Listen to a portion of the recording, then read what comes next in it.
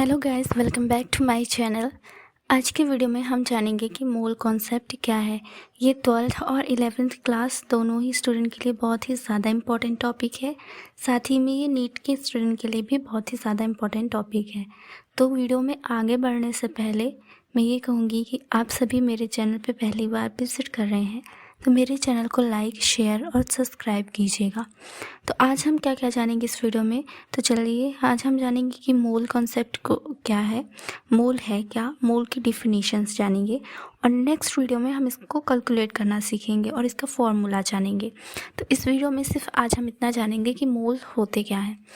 तो पहले इसके एक बार डिफिनीशन पढ़ लेते हैं कि a mole is the SI unit of measurement for the amount of substance 1 mole contains exactly 6.022147 into 10 के power 23 elementary entities.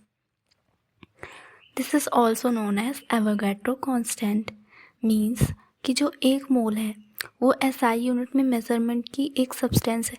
मतलब ऐसा समझिए कि जो मोल है हम किसी चीज़ को नापने के लिए किलो, दर्जन और भी बहुत सारी चीज़ों का इस्तेमाल करते हैं, ऐसे वर्ड्स का यूज़ करते हैं।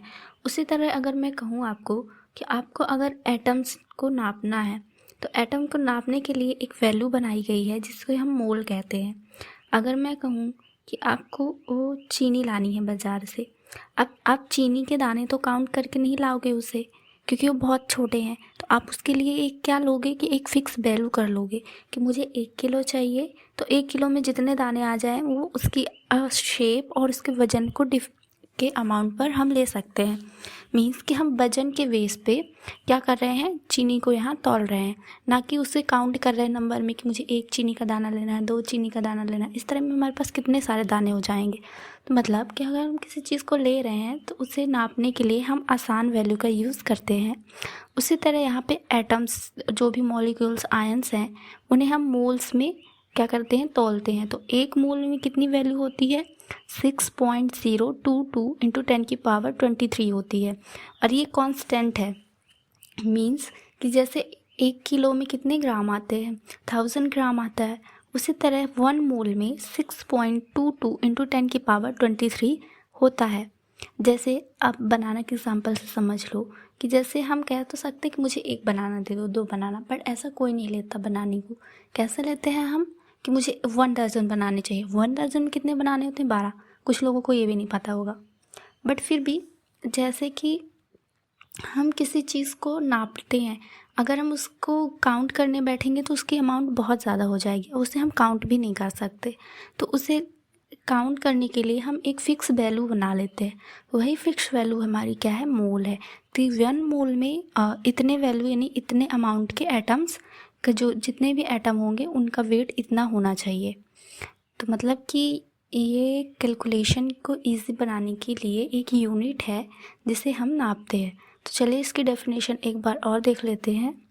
A mole is the SI unit of measurement for the amount of substance 1 mole contain exactly. तो ये जो वैल्यू है ना, यहाँ पे मैंने ऊपर नीचे अलग अलग वैल्यू लिखी हुई है कि 6.0221407 इंटू 10 की पावर 23। तो ये एकदम एग्जैक्ट वैल्यू है, बट इतनी एग्जैक्ट वैल्यू कैलकुलेशन के टाइम में हमें याद नहीं रहती।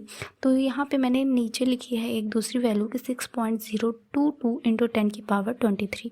तो ये वैल्यू ज़्यादातर यूज़ होती है। तो इन दोनों वैल्यू में कंफ्यूज मत होना कि ऊपर अलग लिखी है नीचे अलग, ये वैल्यू सेम ही है, बस थोड़ा सा डिफरेंस है हल्का सा। तो ये फिक्स वैल्यू है और इसे this is also known as Avogadro constant. तो जो 1 मोल की वैल्यू है उसे एवोगैड्रो कांस्टेंट भी कहा जाता है। तो जैसे ये डेफिनेशन को आप नोट डाउन कर लीजिए, और अगर मेरा वीडियो लेक्चर आपको अच्छा लगा हो तो मिलते हैं नेक्स्ट वीडियो में। तब तक के लिए आप मेरे चैनल को लाइक, शेयर और सब्सक्राइब कर दीजिए, जिससे आपको इसी तरह की इसी कॉन्सेप्टिव वीडियोस मिलती रहें। आई होप मुझे आपको समझ में आया होगा मोल कंसेप्ट। तो अगर आपको समझ में आया है तो मेरी वीडियो को लाइक और शेयर कर दीजिए। मिलते हैं नेक्स्ट वीडियो में, तब तक के लिए। और हाँ, मेरे चैनल को सब्सक्राइब करना ना भूलें।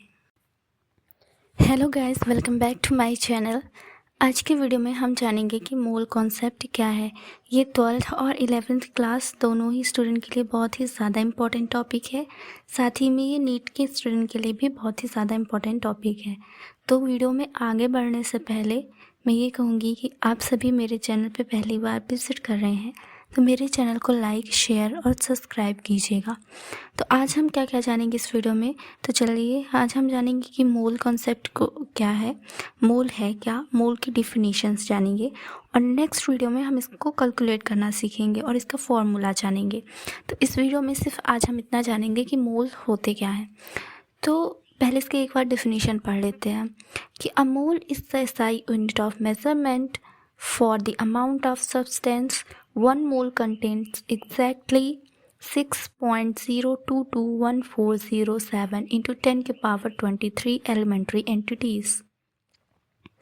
This is also known as Avogadro constant. Means कि जो एक मोल है वो SI यूनिट में मेज़रमेंट की एक सब्सटेंस है।